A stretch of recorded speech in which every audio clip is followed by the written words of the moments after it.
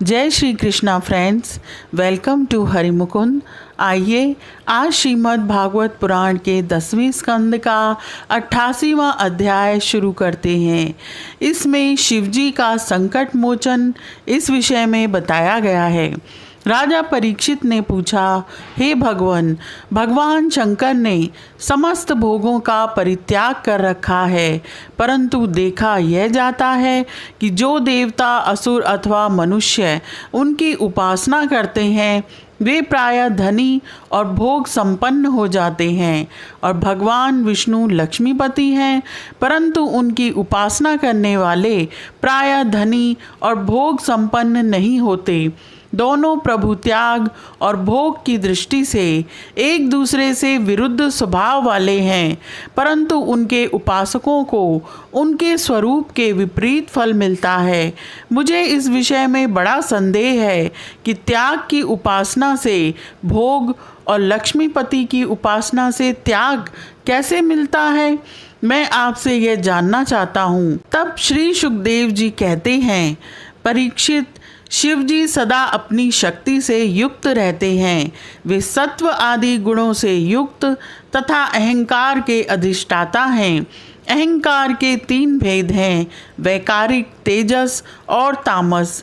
त्रिविध अहंकार से 16 विकार हुए, 10 इंद्रियां, 5 महाभूत और 1 मन। अतः इन सब के अधिष्ठात्र देवताओं में से किसी एक की उपासना करने पर समस्त ऐश्वर्यों की प्राप्ति हो जाती है, परंतु भगवान श्री हरि तो प्रकृति से परे स्वयं पुरुषोत्तम एवं प्राकृत गुण रहित हैं।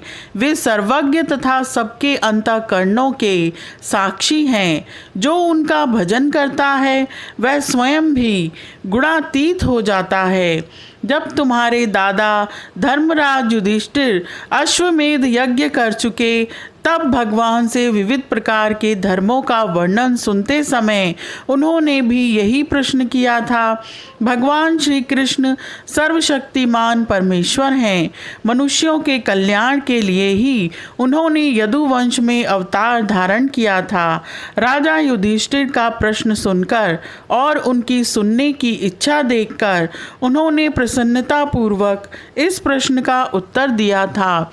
भगवान श्री कृष्ण ने कहा, राजन, जिस पर मैं कृपा करता हूँ उसका सब धन धीरे धीरे छीन लेता हूँ। जब वह निर्धन हो जाता है तब उसके सगे संबंधी उसके दुखाकुल चित्त की परवाह न करके उसे छोड़ देते हैं। फिर वह धन के लिए उद्योग करने लगता है, तब मैं उसका वह प्रयत्न भी निष्फल कर देता हूँ। इस प्रकार बार बार असफल होने के कारण जब धन कमाने से उसका मन विरक्त हो जाता है, उसे दुख समझकर वह उधर से अपना मुंह मोड़ लेता है और मेरे प्रेमी भक्तों का आश्रय लेकर उनसे मेल जोल करता है। तब मैं उस पर अपनी अहेतुक कृपा की वर्षा करता हूँ। मेरी कृपा से उसे परम सूक्ष्म अनंत सच्चिदानंद स्वरूप पर ब्रह्म की प्राप्ति हो जाती है। इस प्रकार मेरी प्रसन्नता, मेरी आराधना बहुत कठिन है।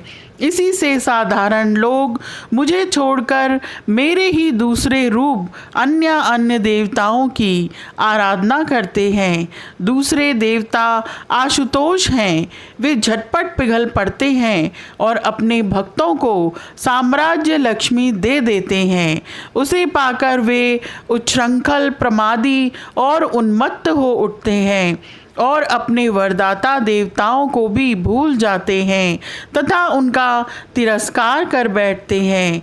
श्री सुखदेव जी कहते हैं, ब्रह्मा, विष्णु और महादेव ये तीनों शाप और वरदान देने में समर्थ हैं, परंतु इनमें महादेव और ब्रह्मा शीघ्र ही प्रसन्न या रुष्ट होकर वरदान अथवा शाप दे देते हैं, परंतु विष्णु भगवान वैसे नहीं हैं। इस विषय में महात्मा लोग एक प्राचीन इतिहास कहा करते हैं। भगवान शंकर एक बार वृकासुर को वर देकर संकट में पड़ गए थे। वृकासुर शकुनी का पुत्र था। उसकी बुद्धि बहुत बिगड़ी हुई थी। एक दिन कहीं जाते समय उसने देवर्षि नारद को देख लिया और उनसे पूछा कि तीनों देवताओं में झटपट प्रसन्न होने वाला कौन है। देवर्षि नारद ने कहा, तुम भगवान शंकर की आराधना करो, इससे तुम्हारा मनोरथ बहुत जल्दी पूरा हो जाएगा। वे थोड़े ही गुणों से शीघ्र प्रसन्न और थोड़े ही अपराध से तुरंत क्रोध कर बैठते हैं।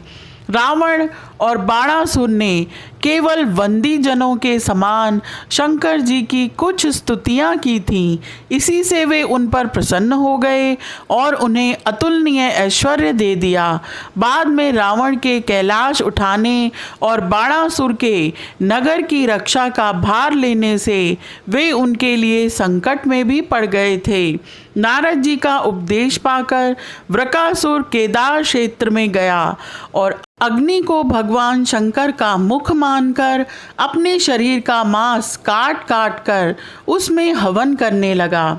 इस प्रकार 6 दिन तक उपासना करने पर भी जब उसे भगवान शंकर के दर्शन न हुए तब उसे बड़ा दुख हुआ। 7वें दिन केदार तीर्थ में स्नान करके उसने अपने भीगे बाल वाले मस्तक को कुल्हाड़े से काटकर हवन करना चाहा। जैसे जगत में कोई दुखवश आत्महत्या करने जाता है तो हम लोग करुणावश उसे बचा लेते हैं, वैसे ही परम दयालु भगवान शंकर ने वृकासुर के आत्मघात के पहले ही अग्निकुंड से अग्निदेव के समान प्रकट होकर अपने दोनों हाथों से उसके दोनों हाथ पकड़ लिए और गला काटने से रोक दिया। उनका स्पर्श होते ही वृकासुर के अंग ज्यों के त्यों पूर्ण हो गए। भगवान शंकर ने वृकासुर से कहा, प्यारे वृकासुर, बस करो, बहुत हो गया। मैं तुम्हें वर देना चाहता हूँ, तुम मुँह मांगा वर मांग लो। अरे भाई, मैं तो अपने शरणागत भक्तों पर केवल जल चढ़ाने से ही संतुष्ट हो जाया करता हूँ, भला तुम झूठ मूठ अपने शरीर को क्यों पीड़ा दे रहे हो। अत्यंत पापी वृकासुर ने समस्त प्राणियों को भयभीत करने वाला यह वर मांगा कि मैं जिसके सिर पर हाथ रख दूं वही मर जाए। उसकी यह याचना सुनकर भगवान रुद्र पहले तो कुछ अनमने से हो गए, फिर हंसकर कह दिया, अच्छा ऐसा ही होगा। ऐसा वर देकर उन्होंने मानो सांप को अमृत पिला दिया। भगवान शंकर के इस प्रकार कह देने पर वृकासुर के मन में यह लालसा हो आई कि मैं पार्वती जी को ही हर लूं। वह असुर शंकर जी के वर की परीक्षा के लिए उन्हीं के सिर पर हाथ रखने का उद्योग करने लगा। अब तो शंकर जी अपने दिए हुए वरदान से ही भयभीत हो गए। वह उनका पीछा करने लगा और वे उससे डरकर कांपते हुए भागने लगे। वे पृथ्वी, स्वर्ग और दिशाओं के अंत तक दौड़ते गए, परंतु फिर भी उसे पीछा करते देखकर उत्तर की ओर बढ़े। बड़े बड़े देवता इस संकट को टालने का कोई उपाय न देखकर चुप रह गए। अंत में वे प्राकृतिक अंधकार से परे परम प्रकाश में वैकुंठ लोक में गए। वैकुंठ में स्वयं भगवान नारायण निवास करते हैं। एकमात्र वे ही उन सन्यासियों की परम गति हैं जो सारे जगत को अभय दान करके शांत भाव में स्थित हो गए हैं। वैकुंठ में जाकर जीव को फिर लौटना नहीं पड़ता। भक्त भयहारी भगवान ने देखा कि शंकर जी तो बड़े संकट में पड़े हुए हैं, तब वे अपनी योग माया से ब्रह्मचारी बनकर दूर से ही धीरे धीरे वृकासुर की ओर आने लगे। भगवान ने मूंज की मेखला, काला मृग चर्म, दंड और रुद्राक्ष की माला धारण कर रखी थी। उनके एक एक अंग से ऐसी ज्योति निकल रही थी मानो आग धधक रही हो। वे हाथ में कुश लिए हुए थे। वृकासुर को देखकर उन्होंने बड़ी नम्रता से झुककर प्रणाम किया। ब्रह्मचारी वेशधारी भगवान ने कहा, शकुनी नंदन वृकासुर जी, आप स्पष्ट ही बहुत थके से जान पड़ते हैं। आज आप बहुत दूर से आ रहे हैं क्या? तनिक विश्राम तो कर लीजिए। देखिए, यह शरीर ही सारे सुखों की जड़ है। इसी से सारी कामनाएं पूरी होती हैं। इसे अधिक कष्ट न देना चाहिए। आप तो सब प्रकार से समर्थ हैं। इस समय आप क्या करना चाहते हैं? यदि मेरे सुनने योग्य कोई बात हो तो बतलाइए, क्योंकि संसार में देखा जाता है कि लोग सहायकों के द्वारा बहुत से काम बना लिया करते हैं। श्री सुखदेव जी कहते हैं, भगवान के एक एक शब्द से अमृत बरस रहा था। उनके इस प्रकार पूछने पर पहले तो उसने तनिक ठहर कर अपनी थकावट दूर की। उसके बाद क्रमशः अपनी तपस्या, वरदान प्राप्ति तथा भगवान शंकर के पीछे दौड़ने की बात शुरू से कह सुनाई। श्री भगवान ने कहा, अच्छा ऐसी बात है, तब तो भाई हम उसकी बात पर विश्वास नहीं करते। आप नहीं जानते हैं क्या? वह तो दक्ष प्रजापति के शाप से पिशाच भाव को प्राप्त हो गया है। आजकल वही प्रेतों और पिशाचों का सम्राट है। दानवराज, आप इतने बड़े होकर ऐसी छोटी छोटी बातों पर विश्वास कर लेते हैं। आप यदि अब भी उसे जगत गुरु मानते हो और उसकी बात पर विश्वास करते हो तो झटपट अपने सिर पर हाथ रखकर परीक्षा कर लीजिए। दानव शिरोमणि, यदि किसी प्रकार शंकर की बात असत्य निकले तो उस असत्यवादी को मार डालिए, जिससे फिर कभी वह झूठ न बोल सके। भगवान ने ऐसी मोहित करने वाली अद्भुत और मीठी बात कही कि उसकी विवेक बुद्धि जाती रही। उस दुर्बुद्धि ने भूलकर अपने ही सिर पर हाथ रख लिया। बस उसी क्षण उसका सिर फट गया और वह वहीं धरती पर गिर पड़ा, मानो उस पर बिजली गिर पड़ी हो। उस समय आकाश में देवता लोग जय जय, नमो नमः, साधु साधु के नारे लगाने लगे।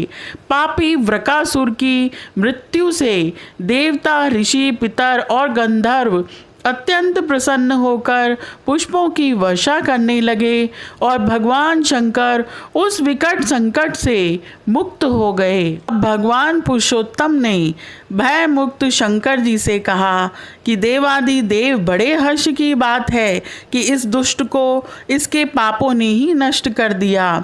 भला ऐसा कौन प्राणी है जो महापुरुषों का अपराध करके कुशल से रह सके?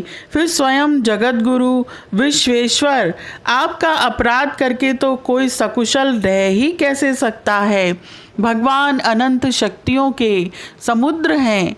उनकी एक एक शक्ति मन और वाणी की सीमा के परे है। वे प्रकृति से अतीत स्वयं परमात्मा हैं।